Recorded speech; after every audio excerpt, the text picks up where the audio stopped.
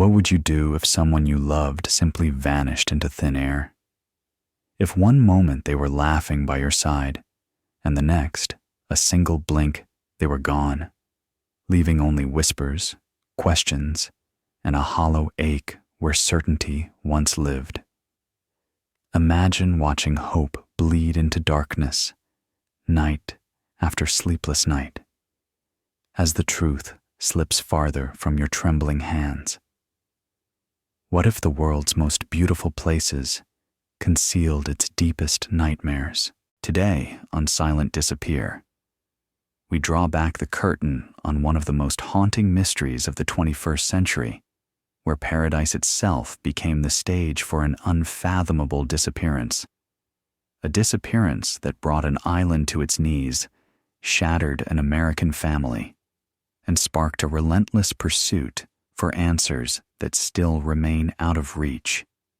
This is the story of Natalee Holloway, a young woman full of dreams whose journey to an idyllic island would leave only questions echoing as cold as the Caribbean night. This is not just a missing persons case. This is the heart of vanished stories, the tales of those who, for reasons unknown, slip out of the frame of reality and leave the rest of us haunted by the void. Storms may come and go, secrets may stay buried beneath the sand, but the chilling aftershock of a silent disappearance lingers long after the headlines fade. Let your mind drift back to the early summer of 2005. The days are stretched beneath the scorching sun, the ocean is impossibly blue, and the spirit of celebration floats on every humid breeze. Aruba, a speck of paradise floating north of Venezuela, has always promised escape for tourists, a holiday from hardships. For locals, a tapestry of cultures woven with Dutch colonial legacy and Caribbean rhythm. With turquoise water, kissing white powder beaches with its casinos glittering against an endless sky. Aruba is the backdrop you'd picture on a postcard, a place so tantalizing, so safe, that danger almost feels like a foreign language. That is until a quiet horror seeps in to stain the sand. It's May 26th, 2005, the eve of graduation for Mountain Brook High School in Birmingham, Alabama. 200 seniors, radiant with youth and hope, have descended upon the island to celebrate the rites of passage, the closing of one chapter, and the eager anticipation of the next. To the parents back home, this is a reward well earned, the kind of trip that maybe they had once dreamed of at that age, a week to savor freedom before life's stricter routines return. Among these students is Natalee Ann Holloway, blonde, bright-eyed, well-loved by friends and family. A scholar with ambitions of medicine, a daughter with a world about to open for her. At 18, Natalee's laughter rings out with the optimism of youth. Her mother, Beth, watches her board the plane in Alabama, perhaps feeling the bittersweet sting of letting go. The plan is simple: 5 days of sun-soaked adventure, of music and dancing, of moments that will be replayed at reunions for decades to come. But beneath Aruba's painted skies, threads of chance and human frailty intertwine in ways that no one could predict. The class moves together, days spent snorkeling and sunbathing nights, pulsing with the energy of the island's nightclubs. Local Arubans and tourists mingle at hotspots like Carlos and Charlie's, a bar where laughter is chased by drinks and by secrets whispered in the darkness. Yet in paradise, a single misstep can mean falling into an abyss no one imagined. On the evening of May 29th, the group gathers for what is meant to be the last memorable party. Natalee is last seen leaving the club around 1:30 a.m., stepping into the sticky tropical night with 3 young local men. She is never seen again. Almost instantly, paradise unravels. What begins as worry quickly curdles into terror, confusion, and an unnerving sense of helplessness. By daybreak, a frantic search erupts. Her friends, teachers, local police, even strangers are suddenly entangled in a mystery as deep as the endless blue sea. American news networks beam the story into living rooms across the globe. Natalee's mother, Beth, arrives on the island and refuses to leave, radiating the kind of desperate determination only a parent knows. But the questions, that is what makes this story so chilling. Natalee's disappearance isn't just a whodunit. It's a why, how, and what now. It's a tapestry of conflicting truths, of suspects weaving lies and truths under watchful eyes of justice just out of reach. It is the heartache of hope gone cold. In Aruba's heat, the chill of not knowing pulsates through the island and far beyond. Today, we delve into the shadows behind the sun-soaked facade. This is not just Natalee Holloway's story. It's the story of all the vanished and of the nightmares that sometimes hide in paradise. Welcome to Silent Disappear. Let's begin. The Caribbean sun had begun to crest over the crystalline waters as Natalee Holloway stepped onto the white sand beaches of Aruba for the first time. It was the culmination of months of anticipation. Her high school graduation, a rite of passage, would be celebrated, not within the humdrum routines of Mountain Brook, Alabama, but on this gem of an island where the nights promised freedom and the days shimmered with promise. Natalee was 18, a recent graduate of Mountain Brook High School. She stood a little shorter than some of her friends, but bore herself with quiet confidence, a straight-A student destined for pre-med at the University of Alabama on a full scholarship. Those who knew her saw her as diligent, responsible, and perhaps even a bit reserved. She played in the school band, favored hospital volunteer work, and was cherished as a loyal friend, a beloved daughter, and an attentive big sister. Beneath her calm exterior, though, pulsed the sense of adventure that so often stirs at the threshold between childhood and the wide world. Aruba's Orangestad bustled with tourists and locals alike, the streets lined in vibrant pastel laughter and music floating alongside the call of tropical birds. The air was thick with mingling scents of salt sunscreen and the ever-present undercurrent of anticipation. The graduates, over 100 strong, spilled from their all-inclusive hotel, the Holiday Inn Sunspree, onto buses bound for nightclubs, swapping stories, making memories. For Natalee, this trip was a balance, a taste of freedom with the firm foundation of her responsible nature. While others drank their fill, she often sipped slowly, keeping her wits about her, texting her mother faithfully. Each day began with breakfast, with friends, a swim in the turquoise sea, and a few hours napping in the shade. Each night brought a swirl of music, dancing, and that sense of life's endless possibility. Her mother, Beth, back in Alabama, felt both pride and the subtle weight of apprehension common to mothers everywhere. She would check her phone for messages, secretly counting down the days until her daughter's safe return. Natalee, always the one to double-check her plans, sent her mother pictures of the beach and the glistening pool, reassuring her everything was going smoothly. As the week wore on, routines emerged, lazy afternoons turned into upbeat evenings. The nightly ritual always ended at Carlos and Charlie's, the island's most famous bar and nightclub, where the lights pulsed and every hour was an invitation to dance or flirt. Here, American teens mingled with islanders and other tourists, new faces becoming familiar as the nights blended together. But even in paradise, shadows linger. The local Arubans eyed the influx of American teens warily. Stories spread about recent thefts, about young men with practiced smiles offering tourists drinks, some laced with more than just alcohol. Still, the prevailing mood was one of celebration, and the notion of danger seemed impossibly distant, cloaked beneath the island's sunlit veneer. For Natalee, this was supposed to be the last chapter before the next big beginning. The final Sunday arrived, and she spent the afternoon with friends, laughing over pointless inside jokes, already mourning the imminent goodbye. That night, they made plans for one more outing, one last chance for adventure, before the long flight home. Little did she know their stories would soon be eclipsed by a mystery that would haunt not just her family, but the world, a shadow falling where the brightness of youth had just danced. It was May 29th, 2005, the last night in paradise.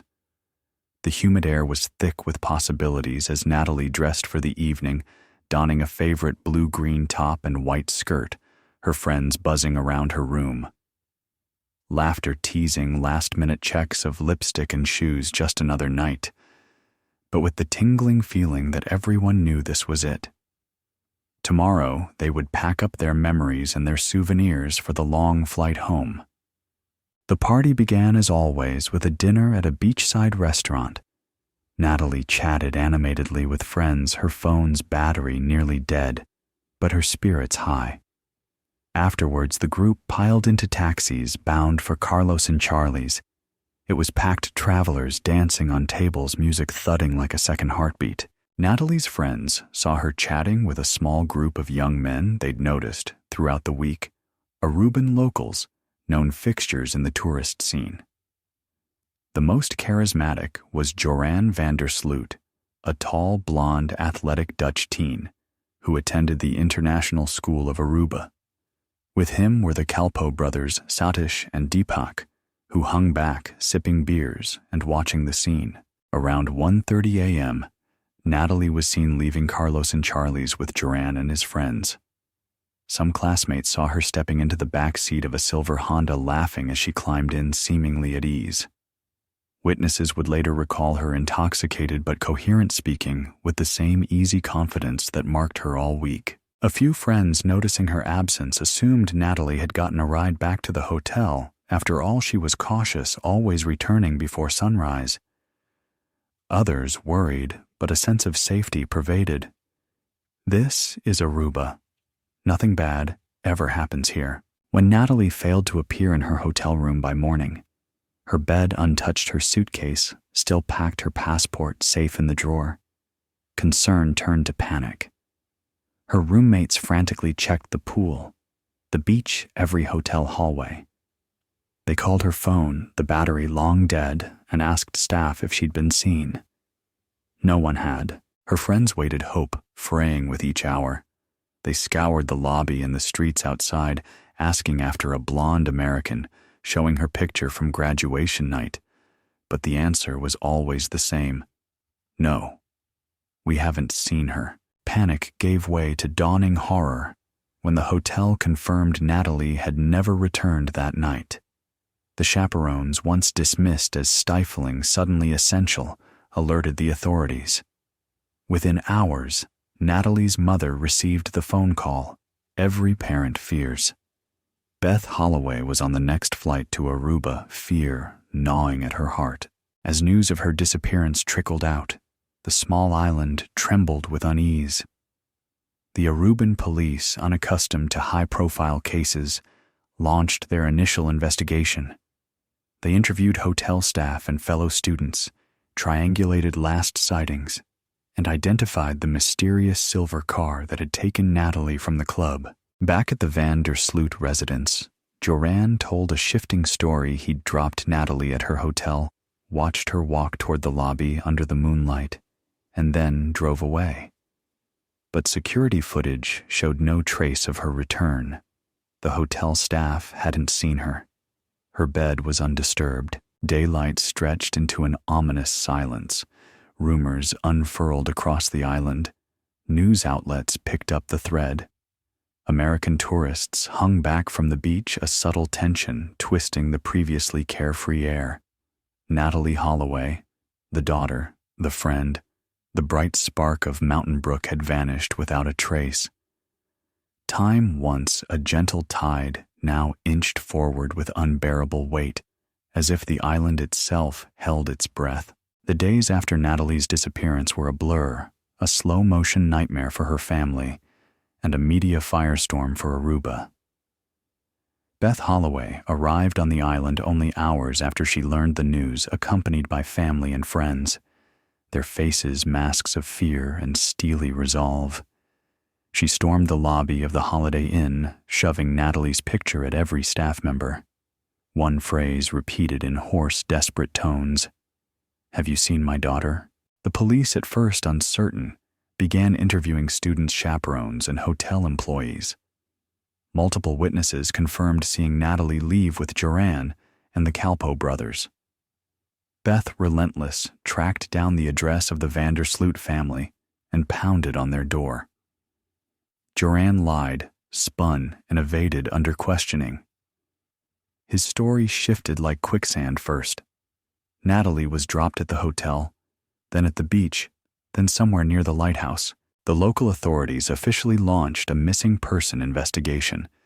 Search teams, local police volunteers, Aruban Marines combed the beach's dunes and the rocky California lighthouse area. Divers plunged into shallow bays and inlets searching for clues. Natalee's face appeared everywhere, plastered on lampposts, shop windows, and every TV screen in the Caribbean. The FBI arrived offering expertise and resources. Dogs sniffed through every patch of scrub brush searching for trace evidence. Helicopters buzzed overhead, stirring up gusts of sand as they surveyed the coast. Night after night, the search continued, the sense of hope eroding a little more with each empty-handed return. Word spread rapidly back in Alabama. Natalee's classmates and their parents organized candlelight vigils, prayer chains, and media outreach. News anchors descended on the island, setting up outside the hotel, broadcasting Beth Holloway's pleas for information across the globe. In the heat of the Aruban summer, the island was transformed from a playground into a morass of suspicion, anxiety, and burgeoning grief. The police arrested Joran Vandersloot and the Kalpoe brothers. The trio denied harming Natalee, insisting they dropped her off as the sun was rising. Interrogations dragged on, and suspicions grew. Joran's friends whispered tales of casual violence and taunting manipulation. The Kalpoes maintained their innocence, but local rumors swirled about their questionable pasts. The investigation stumbled. The Aruban legal system, under the glare of U.S. media, struggled to keep pace. Evidence was scarce, no body, no physical proof, only inconsistencies in stories and haunted testimonies from witnesses. The silver Honda, searched forensically, revealed no trace. Footprints on the sand were erased by tides. The island's rocky outcrops yielded only broken coral. Conflicting reports muddied the water. Some local witnesses claimed to have seen a blonde girl staggering down the beach at sunrise. Others spoke of a fight breaking out near the fishermen's huts. The club's bouncers saw nothing unusual. Each interview only bred more confusion, a tangle of lies, evasions, and half-truths. Meanwhile, Natalee's family remained a constant force. Beth Holloway pounded on doors, hired private investigators, pleaded on Dutch and American television. Vigils formed at sunset on Eagle Beach, hundreds gathering in prayer. Carnival rides and casinos, once alive with laughter, now echoed with wary silence. Media coverage became both a blessing and a curse. Tips flooded the police department, most useless, some bizarre. Local psychics and self-styled detectives offered their services. Opportunists emerged, claiming insider knowledge for a price. Authorities chased shadows, a suspicious mattress, a bloodstain that faded into nothing, possessions washed up in a nearby cove. None were linked to Natalee. Weeks became months. The initial surge of manpower dwindled, absorbed by the futility of hope. Joran and the Kalpoes were released insufficient evidence for charges. The world watched horrified and transfixed as the case ground into a maze of uncertainty. Every lead seemed a dead end. Every new report was quickly refuted. Aruba became not a paradise, but a labyrinth of loss and frustration. The entire island echoing the unanswerable question, where is Natalee Holloway? The search efforts had barely cooled before a storm of suspicion settled over Aruba. With Joran Vandersloot and the Kalpoe brothers released, there was no lack of potential suspects, no shortage of theories, each more bizarre and unsettling than the last. Joran, central to every version of events, became a figure of public fixation. On the surface, a promising honor student, athletic and quick-witted. Locals, however, spoke quietly of darker aspects, his penchant for gambling, aggressive behavior, and a history of manipulating women. His father, Paulus van der Sloot, a well-connected local judge in training, was seen as either a wary father protecting his son or a shadowy figure pulling strings from behind the scenes. The Kalpoe brothers' reputations were equally muddy. Satish and Deepak were frequently seen cruising the island's club scene, flirting with tourists collecting secrets. Interviews with classmates painted the picture of two young men desperate for status and excitement, always on the fringes, both trusted and feared. Testimonies clashed hopelessly. Joran first claimed he and the brothers left Natalee at her hotel, then later suggested they took her to the beach, leaving her there as dawn approached. Deepak insisted that Joran took Natalee alone, that he and his brother left after dropping Joran and her at the Marriott Hotel beach.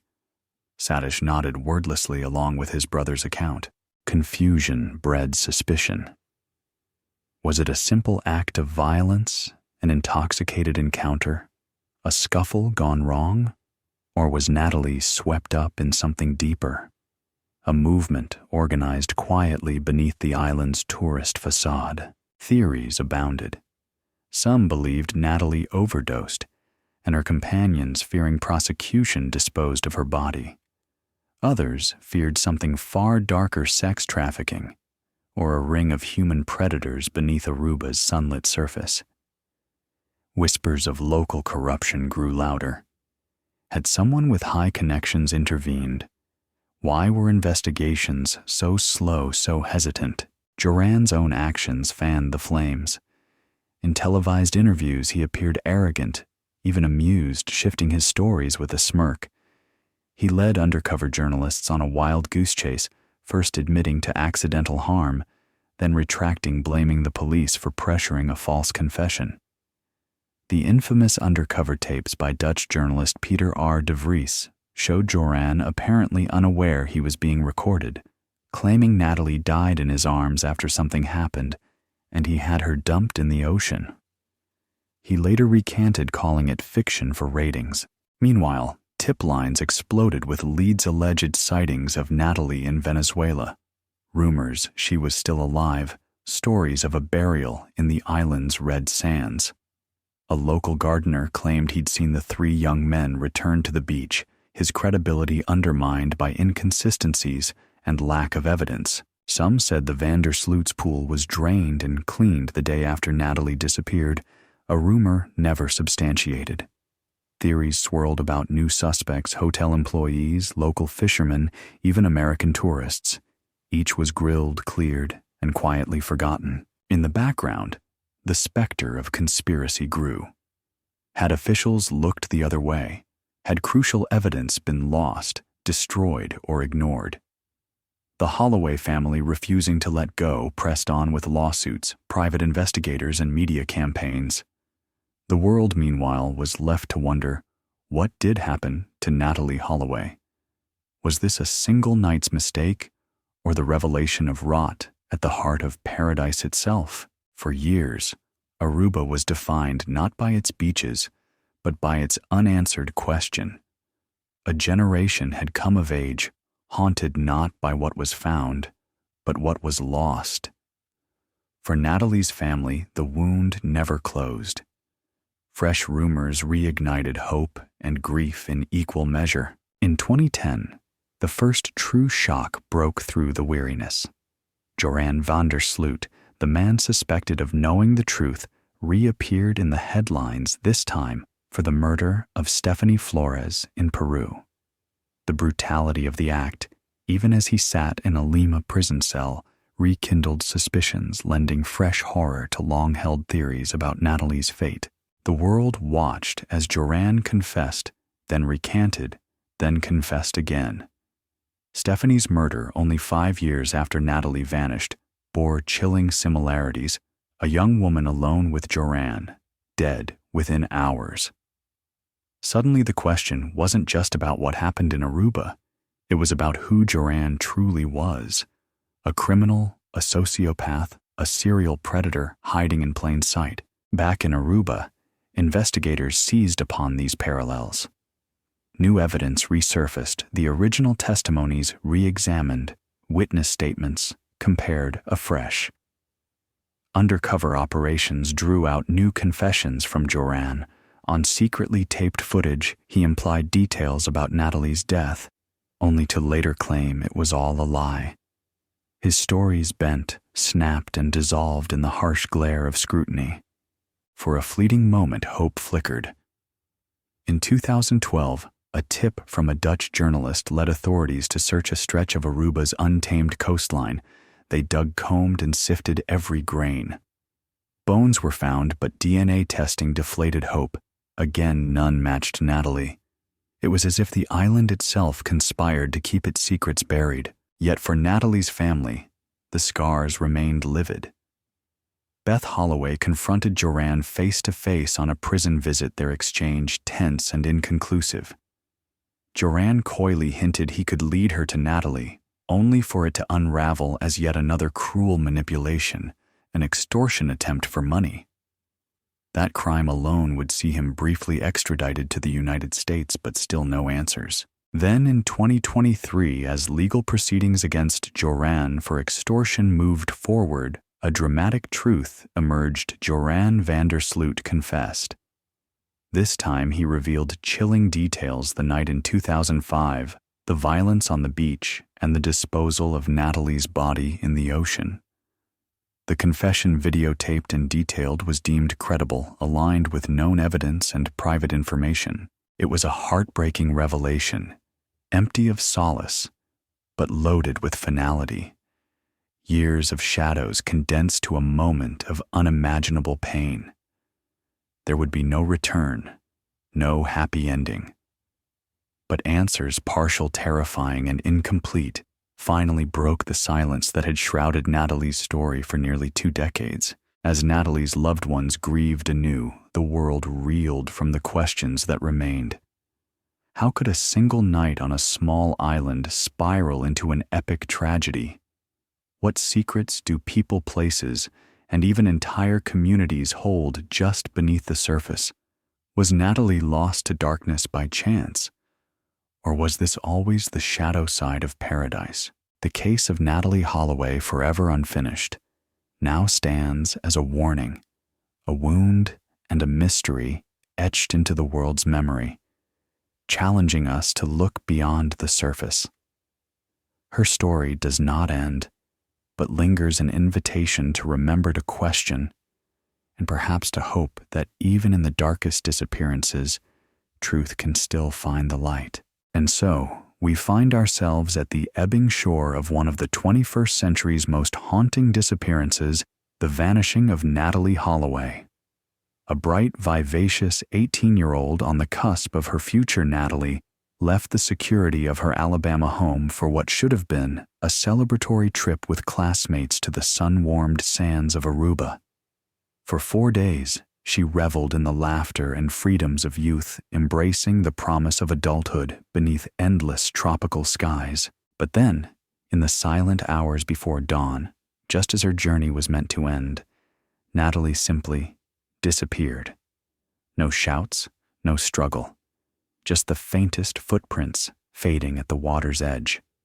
The last reliable sighting, leaving a crowded nightclub with 3 young men she barely knew, Joran van der Sloot and the Calpo brothers. After that moment, the record fractures. Each version of what happened next is another shard of broken truth, each suspect's tale a twisting shadow.